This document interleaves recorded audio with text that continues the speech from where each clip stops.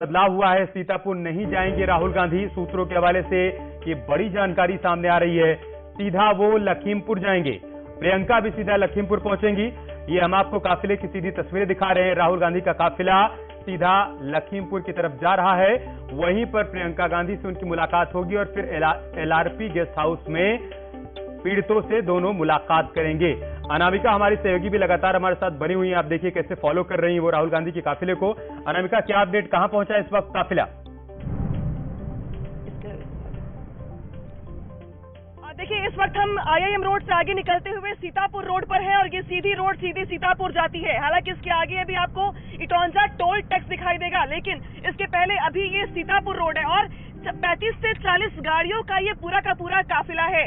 राहुल गांधी इन काफिले में सबसे आगे गाड़ी में ब्राउन उनकी गाड़ी है, इनोवा ब्राउन कलर की गाड़ी है उनकी, और वो फ्रंट सीट पर बैठे हुए हैं। यानी कि इस काफिले का नेतृत्व कर रहे हैं राहुल गांधी और 30-35 गाड़ियां बैक टू बैक आपको दिखाई दे रही होंगी रास्ते पर। हालांकि राहुल गांधी ने बीच में रास्ते में रुक करके जो अगल बगल लोग थे, जो कार्यकर्ता थे, उनको अभिवादन करते हुए वो आगे बढ़ रहे हैं। और मेरे आगे देख पा रहे होंगे आप कि ये सीधी रोड सीतापुर की ओर जा रही है। हालांकि लखीमपुर जाने का रास्ता भी सीतापुर होते हुए ही बगल से गुजरता है, लिहाजा सीतापुर रोड से आगे बढ़ते हुए वो राहुल गांधी के जो काफिला है गाड़ियों का, ये आगे की ओर बढ़ रहा है। पहले गाड़ियों का काफिला थोड़ा छोटा था, 10 से 12 ही गाड़ियां थी, लेकिन जैसे जैसे लखनऊ छोड़ा राहुल गांधी ने, वैसे वैसे अलग अलग रूट से 5-5 गाड़ियां उनके काफिले में जुड़ती गई और अब ये काफिला काफी ज्यादा बड़ा हो चला है। और देख सकते हैं आप कि लखनऊ के जो कार्यकर्ता हैं या इसके अलावा दिल्ली से जो टीमें आई हुई हैं, कुल 35 से 40 गाड़ियां हैं जो हमारे आगे चल रही हैं। हालांकि सिक्योरिटी के पर्पज से अगर देखा जाए तो हमें गाड़ियों को तो साइड करने की परमिशन अब पुलिस की ओर से दी गई और कहा गया कि अब साइड में होकर चलिए, क्योंकि काफिला काफी लंबा है और ये रूट जो है ये भी काफी ज्यादा अगर देखा जाए तो। और ये देखिए, जो कार्यकर्ता है गाड़ियों से ऐसे हाथ निकाल करके राहुल गांधी जिंदाबाद के नारे लगा रहे हैं। कार्यकर्ताओं का उत्साहवर्धन करते हुए राहुल गांधी भी आगे चल रहे हैं। तो वही पीछे हमारे जो है कार्यकर्ताओं की गाड़ियों का काफिला है और ये पूरी की पूरी सीतापुर की रोड जो है कम से कम काफिले से आज अब दिखाई दे रही है, यहाँ पे भरी हुई। सबसे बड़ी बात यह है कि राहुल गांधी को एयरपोर्ट से बाहर निकलने में भी खासा मशक्कत करनी पड़ी, लेकिन टारगेट सिर्फ एक था, लखीमपुर पहुंचना, सीतापुर पहुंचना, इसके अलावा जो मृतक किसानों के किसान परिवार हैं उनसे मुलाकात करना। हालांकि जद्दोजहद के बाद अब फिलहाल राहुल गांधी उस रास्ते पर आ गए हैं जहां से उनकी मंजिल जाती है सीतापुर के लिए और लखीमपुर के लिए। और देख सकते हैं आप कि पुलिस की जो सिक्योरिटी की गाड़ी है, जो स्कॉट है, वो भी आपको दिखाई दे रही होगी और इसके पीछे हमारी गाड़ी और हमारी गाड़ी के पीछे भी। अनामिका, एक बात बताइए, राहुल गांधी की जो मंजिल है वहां तक जाने की परमिशन तो सिर्फ 5 लोगों की है। आप बता रही हैं कि 35 से 40 गाड़ियां हैं इस काफिले में, तो इन गाड़ियों को कहां रोका जाएगा? या फिर अब जो कुछ गाइडलाइंस बनाई गई थी पुलिस की तरफ से, जो बातें कही गई थी राहुल गांधी को या कांग्रेस पार्टी के नेताओं को कि सिर्फ 5 लोगों को जाने दिया जाएगा, उसका उल्लंघन होगा? क्या होगा आगे अब? देखिए, सबसे बड़ी बात यह है कि राहुल गांधी ये जानते थे कि अगर उनको पुलिस की गाड़ी में जाना पड़ेगा, जिला प्रशासन की गाड़ी में जाना पड़ेगा, तो वो सिर्फ और सिर्फ 4 लोगों के साथ ही मूव कर पाएंगे। 4 लोगों से ज्यादा गाड़ी में बैठने की परमिशन किसी को नहीं मिलेगी। और शायद यही वजह रही कि राहुल गांधी एयरपोर्ट पे इस बात पे अड़ गए कि वो अपनी व्यक्तिगत गाड़ी से ही जहां जाएंगे वहां जाएंगे, वो पुलिस के साथ नहीं जाएंगे, क्योंकि वो भी ये बात साफ साफ जानते थे कि ये इस लाव लश्कर के साथ वो शायद सीतापुर नहीं पहुंच पाते पुलिस की गाड़ी के साथ। तो इसीलिए शायद उन्होंने एयरपोर्ट पे इस बात को लेकर वो जिद पर अड़ गए कि वो जब जाएंगे तो अपनी गाड़ी से ही जाएंगे और पुलिस प्रशासन को उनकी जिद के सामने झुकना पड़ा। और यही वजह रही कि राहुल गांधी अपनी गोल्डन इनोवा गाड़ी में बैठे, जो उनकी पर्सनल दिखा रहे हैं, वो गाड़ी भी दिखा रहे हैं अनामिका। गाड़ी में बैठे राहुल गांधी जिस गाड़ी में सवार है वो दिखाई भी पड़ रहे हैं, कैमरे में कैद हुए हैं। उनकी गाड़ी में कोई और भी मौजूद है अनामिका, या सिर्फ राहुल गांधी बैठे हुए हैं? देखिए, राहुल गांधी अपनी गाड़ी की फ्रंट सीट पर बैठे हुए हैं और उनके पीछे दिखाई दे रहे थे मुझे चरणजीत सिंह चन्नी, साथ ही भूपेश बघेल। तो मुझे 2 चेहरे दिखाई दिए। हालांकि उसके बाद बहुत सारी गाड़ियां थी और बहुत ज्यादा रफ्तार में थी, तो सबको देख पाना मुश्किल था। लेकिन देख सकते हैं आप कि जो मैं 35-40 गाड़ियां कह रही थी, हमारे पीछे बहुत सारी गाड़ियों का लंबा काफिला है एक। और चूंकि ये रोड पहले थोड़ी कंजेस्टेड थी, लेकिन अब रूट क्लियर है बिल्कुल। यानी कि जो हाईवे है सीतापुर हाईवे, अब रास्ता आगे साफ दिखाई दे रहा है। तो फर्राटा भरती हुई गाड़ियां अब आगे की तरफ बढ़ रही हैं और जिसका बार बार आप जिक्र कर रहे थे कि किस तरीके से ये गाड़ियों को परमिशन मिली है, तो ये अभी मुझे लगता है कि आगे जाके भी राहुल गांधी को सीतापुर बॉर्डर पर जद्दोजहद करनी पड़ेगी इस बात के लिए, क्योंकि वहां पे जिला प्रशासन ने साफ साफ ही कह रखा है कि चूंकि धारा 144 लागू है, लिहाजा 5 से ज्यादा लोगों को परमिशन नहीं दी जाएगी। लेकिन जैसे आईआईएम रोड से सीतापुर रूट पर गाड़ी आई राहुल गांधी की, उसके पहले ही 5-7 गाड़ियां और उसमें बैठे कार्यकर्ता उनका इंतजार कर रहे थे, और जैसे भी गाड़ी सीतापुर रोड के लिए मुड़ी वैसे ही वो उनके काफिले में शामिल हो गई। तो यानी कि राहुल गांधी ये बात जानते थे कि अगर वो पुलिस की गाड़ी को नहीं छोड़ते हैं या वो इस बात पर या जिद पर नहीं अड़ते हैं तो ये जो लाव लश्कर देख रहे हैं आप, गाड़ियों का जो लंबा काफिला देख रहे हैं आप, शायद वो उनके साथ इस समय मौजूद ना होता। और हम जो देख पा रहे हैं वो यही है कि सबसे आगे राहुल गांधी की गाड़ी है, उसके पीछे कुछ जो बड़ी गाड़ियां हैं वो, इसके बाद पीछे कार्यकर्ताओं की गाड़ियां हैं जो हाथ हिलाते हुए सबका अभिवादन लेते हुए, और राहुल गांधी सबको पीछे से उनका मोराल बूस्टअप करते हुए आगे चल रहे हैं। लेकिन इसके आगे पड़ेगा इटौंजा टोल, और सूत्रों के मुताबिक ये बताया जा रहा है कि शायद इटौंजा टोल टैक्स पर जो है राहुल गांधी कुछ सेकंड्स के लिए रुक भी सकते हैं, क्योंकि जो कार्यकर्ता है उनको लगातार फॉलो कर रहे हैं, उनसे उनकी मुलाकात हो नहीं पाई है। एयरपोर्ट पे भी उन्हें इतना मौका नहीं मिला कि वो जहाँ पे कार्यकर्ताओं से मुलाकात कर सके, उनको संबोधित कर सके। तो ये माना जा रहा है कि इस रूट पे आगे इटौंजा टोल टैक्स पड़ेगा तो शायद वहाँ पे राहुल गांधी रुकें और अपने कार्यकर्ताओं से कुछ मुलाकात करें। लेकिन वो भी अभी बहुत दूर है, क्योंकि यहाँ से भी इटौंजा टोल टैक्स है 30 किलोमीटर दूर, और अभी देख सकते हैं आप कि मुझे लग रहा है कि थोड़ी बहुत गाड़ी स्लो हुई है आगे, जो मैं देख पा रही हूँ, और शायद यही वजह है कि आगे की जो गाड़ियां मेरी चल रही हैं वो भी स्लो हो गई हैं। तो ये पूरा का पूरा जो काफिला है राहुल गांधी का, और अब देखिए चूंकि अब आपको थोड़ी साफ तस्वीर दिखाई दे रही होगी, क्योंकि ये जो काफिला है, आगे स्कॉट की गाड़ियां, बीच में राहुल गांधी की गाड़ी और पीछे कार्यकर्ताओं की और उनके नेताओं की गाड़ियां। हमारे साथ सभी खास मेहमान भी बने हुए हैं, तस्वीरें भी हम दर्शकों को दिखाई रहे हैं। भदौरिया जी, अखिलेश यादव जी का भी अब से थोड़ी देर पहले एक बयान सामने आया, उन्होंने कहा कि ये सरकार अंग्रेजों से भी आगे निकल गई है, किसानों के साथ गलत हो रहा है, उनको कुचला जा रहा है और किसानों की अनदेखी हो रही है। देखिए, अंग्रेजों के भी शासनकाल में कम से कम किसान से ये मालगुजारी तो लेते थी सरकार, लेकिन जिंदा तो रखते थे किसानों को। ये तो कुचल के मार ही डाल रहे हैं। मालगुजारी तो छोड़ो, इनकी इनकम दुगनी करने की बात की थी, और मालगुजारी की बात तो कर ही रहे थे, इनकम दुगनी करने की बात की थी ना इस सरकार ने, तो इनकम तो दुगनी की नहीं, किसान को ही कुचल के मारे डाल रहे हैं। बोले तुम्हें तो जिंदा ही नहीं रहने देना है, और अगर ऐसे नहीं बचोगे तो वैसे धरने में बैठे बैठे हम आपको मार डालेंगे, क्योंकि हम आपकी कानून तो वापस लेंगे नहीं। चाहे इतनी सर्दी हो, चाहे गर्मी हो, चाहे बारिश हो, बैठे रहो, हमें क्या फर्क पड़ता है। हम तो लुटियन जोन में अच्छे कमरे में सो रहे हैं, हेलीकॉप्टर पे चल रहे हैं, उड़न खटोला से उड़ रहे हैं, हमें क्या फर्क पड़ता है। मरो मरो भाई। अंग्रेज तो कम से कम मालगुजारी लेके जीने का तो हक दे रहे थे, तो जीने का भी हक नहीं देते। अभी आपके यहाँ गाना चल रहा था, जब ब्रेक था तो आपने योगी जी का गाना चला गया था, छा गई रे योगी सरकार। छा नहीं गई रे, खा गई रे, पूरा खा गई उत्तर प्रदेश को, बुरी तरह दीमक की तरह खा गई। हर इंसान को जीना मुश्किल हो गया यहाँ पे, तो गाना तो इनको बदल देना चाहिए, खा गई रे। कह रहे चेहरे पे मुस्कान, किस चेहरे पे मुस्कान है, जरा पूछ के देखे मनीष गुप्ता जी की, जो हमारी आपकी बहन है, क्या चेहरे पे मुस्कान है? बेवजह पीट के मार डाला उसको। क्या विवेक तिवारी की उनकी जो पत्नी है, जो परिवार है, क्या चेहरे पे मुस्कान है? क्या हाथरस की बेटी के साथ जो अन्याय हुआ उसके माँ बाप पे मुस्कान है? क्या वहां पे जिस तरह से रौंदा गया लोगों को, रौंद के मार डाला गया, क्या उनके परिवार पे मुस्कान है? समीर जी जवाब देना चाहते हैं, जिस तरह से बढ़ी हुई है, क्या लोगों ठीक है भदौरिया जी जवाब ले लेते हैं। समीर जी, कोविड काल में लोगों की अखिलेश यादव जी कह रहे हैं कि आपकी सरकार अंग्रेजी हुकूमत से भी आगे निकल गई है। चेहरे पे मुस्कान है, बच्चों की मौतें हो रही है, किसके चेहरे पे मुस्कान है? ये इनकी बौखलाहट ही बता रही है। भारतीय जनता पार्टी ये अपने को किसानों की पार्टी कहते हैं, किसानों को भला योगी जी ने किया। ये शुगर मिले बेच रहे थे, इनको चुप करा दीजिए, तभी बात हो सकती है। लोगों को मुस्कान देंगे, ये फर्जी चुप करा दीजिए। ठीक है भदौरिया जी, भदौरिया जी आपके सवाल आ गए, एक बार जवाब ले लेते हैं समीर जी से। कोविड काल में लोगों की मौतें हुई, उनके घरों में जाके देखा है चेहरे पे मुस्कान? जिनके बच्चों की मौतें हो गई यहाँ पे डेंगू से, उनके घर में जाके देखा है मुस्कान? कभी मुस्कान देखिए? बेरोजगारी से लोग आत्महत्या कर, उनके घर में मुस्कान देखिए आपने कि चेहरे पे मुस्कान है? इनकी माइक बंद करा दीजिए प्लीज, पार्टी के माइक बंद करा दीजिए, कार्यकर्ताओं के चेहरे पे मुस्कान नहीं है। ठीक है भदौरिया जी, ऐसे तो आपके सारे सवाल ऐसे रह जाएंगे ना, फिर जवाब नहीं आ पाएगा। अपना रहे हैं भदौरिया जी, हिटलर शाही की मुस्कान है, हिटलर शाही की मुस्कान, वही उसी पर जवाब ले रहे हैं समीर सिंह से। चेहरे पे मुस्कान है। ठीक है समीर जी। जी अमित जी जवाब दीजिए आप। भदौरिया जी कह रहे हैं और अखिलेश यादव कह रहे हैं कि आपकी सरकार अंग्रेजी हुकूमत से भी आगे निकल गई है। देखिए, हिटलर कौन था ये उत्तर प्रदेश की जनता जानती है। हम सरकार में आने के बाद पहले मुस्कान तो बता शुगर मिलों को इन्होंने बेचा था, योगी जी ने उन शुगर मिलों को चलाया।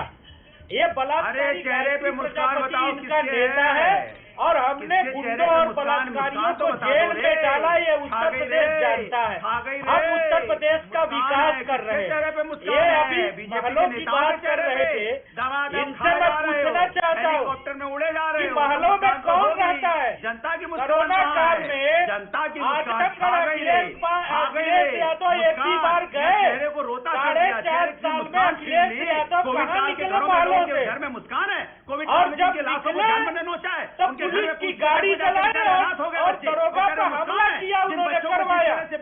यही समाजवादी पार्टी है। बीमारी से जिनके घर में चिराग बुझ गए, छोटे छोटे बच्चों कालीदास पार्क के बगल में विक्रमादित्य के बाहर का जो साम्राज्य है, किसान लगातार धन्यवाद। ठीक है, मैं आप दोनों को रोक रहा हूँ। कांग्रेस पार्टी के वरिष्ठ नेता सचिन पायलट इस वक्त हमारे साथ जुड़ चुके हैं।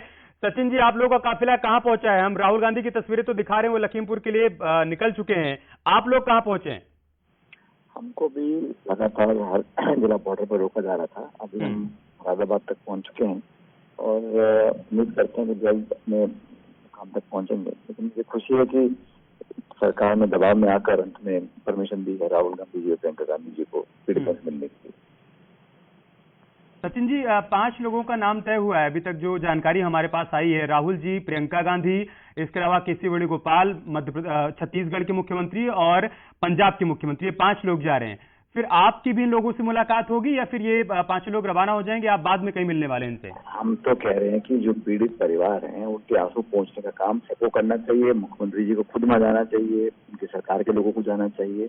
आप खुद नहीं जा रहे हैं ना हमको जाने दे रहे हैं, ये कहाँ का न्याय है? और अब बताया गया कि परमिशन मिल जाएगी, लेकिन इस तरह की नाकाबंदी करना, कर्फ्यू लगाना, लोगों को मिलने ना देना, ये कहीं ना कहीं एक ऐसी सरकार का विवरण है जो कुछ न कुछ छुपाना चाहती है। उसका विरोध कर रहे हैं। नहीं, सरकार ये कह रही है, बीजेपी के प्रवक्ता भी यही बात कर रहे हैं कि हमने सारी बातें तो मान ली है, न्यायिक जांच भी हो रही है, मुआवजा भी दे दिया गया, कानून का राज वहां पर स्थापित हो गया है, समझौता भी हो गया किसानों के बीच, पुलिस प्रशासन के बीच। तो फिर अब आगे कांग्रेस पार्टी करना क्या चाहती है? ये सवाल पूछ रही है। क्या बात कर रहे हैं भाई? इतने वहां पे लोगों की मौत हुई है, उनको गाड़ी से कुचला गया है, सड़कों पे खून बहा है। आप एक सुप्रीम कोर्ट के सिटिंग जज से जांच करानी चाहिए। दूसरा जिनका नाम FIR में है वो तो फ्री घूम रहे हैं, और जिन लोगों ने आंसू पहुंचने का काम करना चाह रहे थे उनको आपने जेल में डाला 3 दिन के लिए। इलीगल डिटेंशन किया प्रियंका गांधी का, वकील से मिलने नहीं दिया, मजिस्ट्रेट ने पेश नहीं किया, धारा लगाई नहीं। तो मतलब आप मनमानी करेंगे। और मैं समझता हूँ निष्पक्ष जांच कैसे हो सकती है जब तक पद पे लोग बने हुए हैं। जो मंत्री या जो भी संविधान की शपथ लिए बैठे पदों पर, उनके पद पे बने रहने तक क्या एक निष्पक्ष जांच संभव है क्या? ये जनता जानती है सब बातें। तो सिर्फ मामले को रफा दफा करने की कोशिश की जा रही है, और असली मेन मुद्दा तो कृषि कानून का था। वो तीनों कानून को वापस करने की बात सरकार करती नहीं है, और जो लोग विरोध करते हैं उनका दमन होता है। दिल्ली बॉर्डर पर किस तरह पुलिस तैनात की गई थी सब जानते हैं। तो ये तो तानाशाही तरीके से डंडे के जोर से लोगों को अपनी बात ना रखने का एक खौफ पैदा करने की कोशिश कर रही है केंद्र की सरकार, राज्य सरकार। सचिन जी, एक और सवाल। बीजेपी कह रही है कि दरअसल ये पॉलिटिकल टूरिज्म है जो कांग्रेस पार्टी, प्रियंका गांधी और राहुल गांधी कर रहे हैं, आप लोग कर रहे हैं। मुझे तो बड़ा खेद है कि इतनी निर्मम हत्याएं हो रही हैं, लोग मर रहे हैं, उन पे जाके दुख बांटना, उनको संवेदना देना, उनके आंसू पहुंचना, ये कोई पर्यटन का मामला है क्या? ये संज्ञा जो दी है भाजपा ने बड़े आपत्तिजनक है।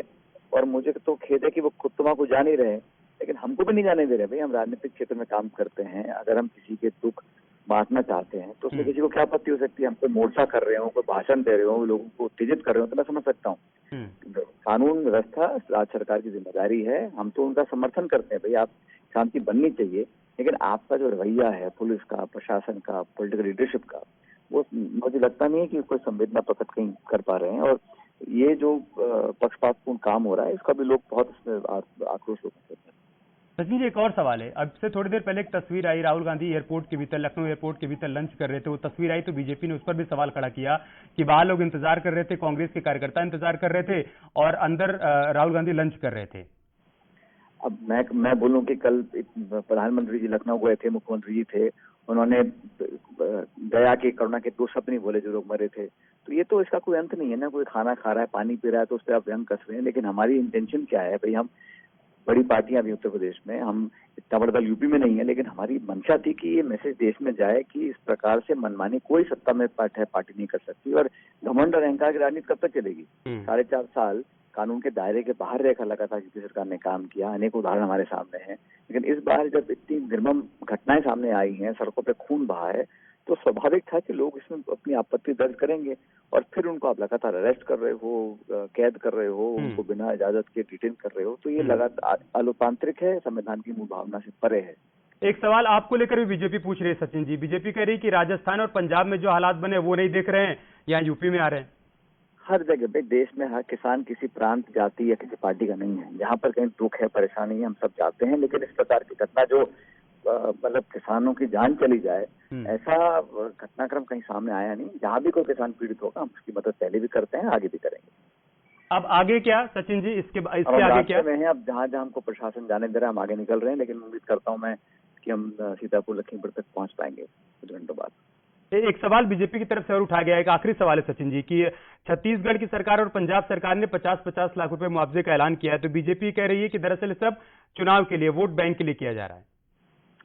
इसमें मैंने कहा ना, चुनाव तो साल में 25 चुनाव आते हैं, सरकारें बनती बिगड़ जाती हैं, लेकिन अगर कोई किसी और राज्य की सरकार कुछ आर्थिक मदद दे रही है तो उनका तो बहुत विनम्रता से धन्यवाद करना चाहिए कि एक दरियाई दिली और बड़ापन दिखाया है सरकारों ने मदद करने के लिए। चुनाव तो आ जाए हैं, सरकार बनेगी, बिगड़ जाएगी, लेकिन अगर कोई मदद करता है तो बजाय धन्यवाद करने के उसमें भी आप कटाक्ष करते हैं, तो आप नियत समझ सकते हैं क्या है। मैं तो कुछ नहीं बोलूंगा ज्यादा, इतना ही बोलूंगा कि हर व्यक्ति, संस्था, सरकार, पॉलिटिकल पार्टी को किसान की मदद करनी चाहिए। ये देश और किसान किसी पॉलिटिकल पार्टी से बहुत बड़ा है। एक आखिरी सवाल और है सर। आज यूपी सरकार के प्रवक्ता सिद्धार्थनाथ सिंह ने कहा कि अगर किसी सरकार के कार्यकाल में नरसंहार हुआ है तो वो कांग्रेस पार्टी है। कांग्रेस पार्टी क्यों भूल जा रही है कि सिखों का नरसंहार उसकी सरकार के कार्यकाल में हुआ है? अब देखो, इन बातों का कोई मतलब नहीं है। अपनी जान छुड़ाने के लिए लोग नाना प्रकार के भाषण दे रहे हैं, लेकिन हकीकत यह है कि किसान के खिलाफ जो कानून बने थे उससे आक्रोश हर जगह था। किसान पीड़ित है, दुखी है, साथ साथ उसके जख्मों पे नमक छिड़कने का काम इन मौतों ने किया है। नौजवान लड़के मरे हैं 22, 25, 23 साल के, तो सबको दुख होता है। मैं तो, अगर वो संकल्प है ना बीजेपी सरकार यूपी की कि हम दोषियों को सजा देंगे, हम विश्वास दिलाते हैं, तो मैं तो स्वागत करूं उसका। लेकिन वो आज भी कांग्रेस पे उंगली उठा रहे हैं। भाई हमारा क्या लेना देना है? हम तो सिर्फ संवेदना प्रकट कर रहे हैं, अपनी सिंपैथीज दे रहे हैं। इसमें भी अगर आपत्ति है तो मैं कुछ नहीं कह सकता बीजेपी के बारे में। ठीक है, बहुत शुक्रिया सचिन जी आपका न्यूज़ 18 पर जुड़ने के लिए और तमाम सवालों का जवाब देने के लिए। ये तस्वीरें हम आपको दिखा रहे हैं, राहुल गांधी का काफिला अब लखीमपुर की तरफ बढ़ रहा है, लेकिन लखीमपुर में आज किसान नेता राकेश टिकैत ने प्रेस कॉन्फ्रेंस की। क्या कुछ कहा उन्होंने प्रेस कॉन्फ्रेंस में, एक बार वो भी देख लीजिए। सर, क्या फैसला हुआ है, क्या रणनीति बनी, सहमत बनी? सहमति नहीं है, उनका अंतिम संस्कार हो गए सबके। उसमें यह है कि अंतिम अरदास जब तक होगी उसकी गिरफ्तारी हो जाए, उनकी मंत्री का इस्तीफा हो जाए, हम उस दिन अपना फैसला, अगला फैसला लेंगे। ठीक है। इस दौरान कुछ वीडियो जारी किए गए हैं, उसमें कहा जा रहा है कि आशीष मिश्रा मौके पर नहीं थे। वो तो कहेंगे ही, उनके कहने से कुछ नहीं होता, सब लोगों ने देखे, बहुत एविडेंस है वहाँ पे। इस दौरान किसानों के खिलाफ भी एफआईआर दर्ज की गई है, उसको लेकर वो पूर्ण रूप से हमारी नाराजगी उस पे है। एफआईआर किसानों के खिलाफ दर्ज नहीं होगी। किसान कोई दोषी नहीं है, वहाँ कोई पब्लिक की मीटिंग नहीं थी। जो पीएम हुआ है, जो बहराइच के नानपारा वाला था, जो री-पीएम कराया गया है, और अब क्या रिपोर्ट आई है? आप कह रहे थे कि गोली मारी गई है।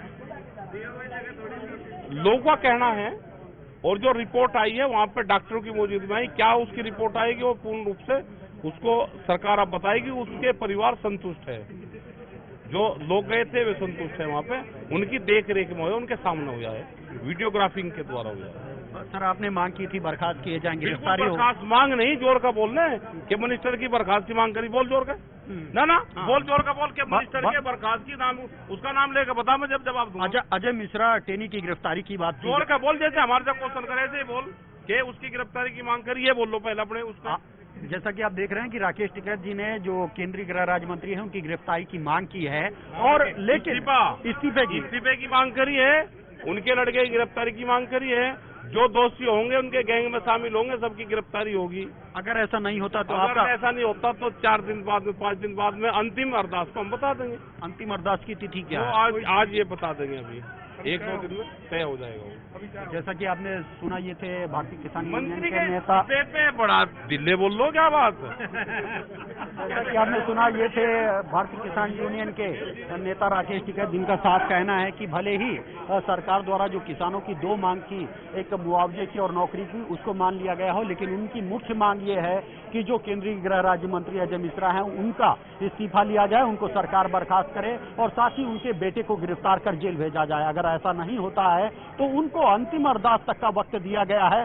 उसके बाद एक बड़ा आंदोलन किया जाएगा और सरकार को ये शर्त हर हाल में माननी होगी। इस दौरान राकेश टिकैत ने जो FIR किसानों के खिलाफ लिखी गई है, उसका भी विरोध किया है और कहा है कि ये शर्त पहले से जो समझौता हुआ था उसमें इस बात का जिक्र था कि किसी भी तरह किसी भी किसान के खिलाफ कोई मुकदमा नहीं दर्ज किया जाएगा और अगर ऐसा होगा तो ये मंजूर नहीं होगा। कैमरामैन शरद तिवारी के साथ राजीव प्रताप सिंह, न्यूज 18 लखीमपुर खीरी।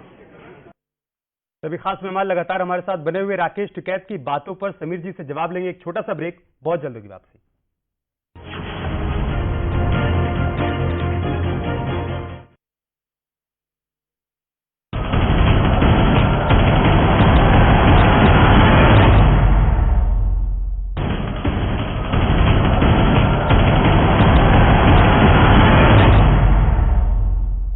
नमस्कार, बुलेटिन में आपका स्वागत है। आपके साथ मैं हूं जीनत सिद्दीकी।